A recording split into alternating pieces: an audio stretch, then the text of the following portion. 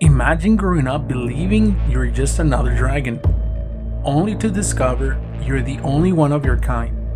No stronger because you trained harder, not special because you were chosen, but because you were born as something that only appears once every 1,000 years. But here's the strange part. If purple dragons are supposedly so important, why is Spyro the only one we ever see? Where did the others go? Were there more before him? Or has the entire history of purple dragons been deliberately forgotten? So I went back through the games, manuals, developer interviews, and official lore, and what I found completely changed how I see Spyro's story. If you only play the original PlayStation games, this mystery doesn't even exist. Spyro is purple, but nobody ever talks about it. No elder dragon says, "Wait, you're a purple dragon?" He's simply Spyro, which is strange, because if purple dragons were incredibly rare, wouldn't someone mention it? This led many fans to believe that Spyro's color was simply a design choice, but years later everything changed. In the Legend of Spyro series, purple dragons suddenly become one of the most important pieces of lore. According to the Guardians, a purple dragon is born only once every 1,000 years. Not every generation, not every century, a millennium. And these dragons aren't just in different color. They are capable of mastering every elemental power, and eventually, even powers beyond the normal elements. They aren't simply stronger dragons, they're natural masters of magic itself, which raises an obvious question. If one appears every 1,000 years, where are all the previous ones? Think about it. Dragon civilization has existed for thousands of years, long enough to build kingdoms. If a purple dragon appears every 1,000 years, there shouldn't be just one. There should be legends, statues, names carved into history, entire dynasties. But instead, almost nothing. As if every purple dragon before Spyro simply just vanished. And that's when I discovered Malefor, the Dark Master, the final villain of the Legend of Spyro. But before becoming the greatest threat the world had ever seen, he was something else, a purple dragon, the dragon who came before Spyro. This changes everything, because suddenly Spyro isn't the first, he's simply the latest. But here's where things become fascinating. Malefor wasn't born evil. According to the lore, he was once admired, respected, even celebrated. Until something happened. He became corrupted by its own power, trying to reshape the world itself.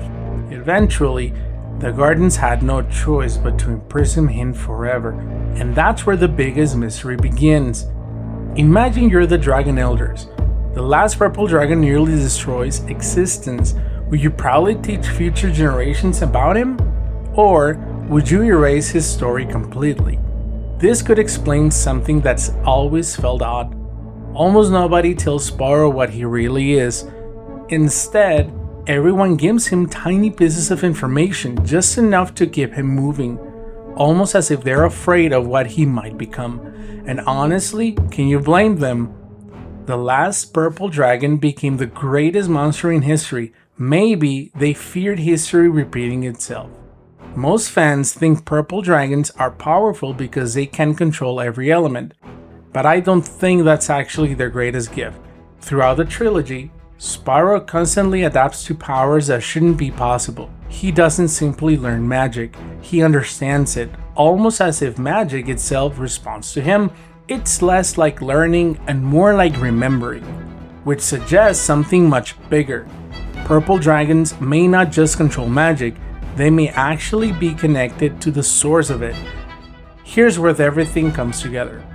What if purple dragons were never meant to rule, or fight wars, or become kings? What if they exist for one purpose only, to restore balance whenever the world begins falling apart?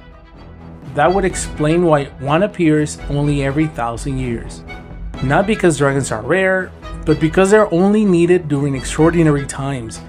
Malefor failed that responsibility, choosing power instead of balance.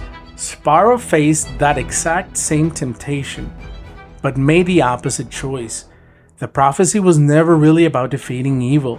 It was about proving that unlimited power doesn't have to corrupt its owner. After digging through every clue, I realized something very surprising. Spyro isn't special because he's the only purple dragon. He's special because he's the first purple dragon we know of who didn't repeat history. Malefor proved that a purple dragon could become the world's greatest threat. Spyro proved the same power could become its greatest hope. The prophecy wasn't about creating the strongest dragon. It was about finding the first one capable of resisting absolute power.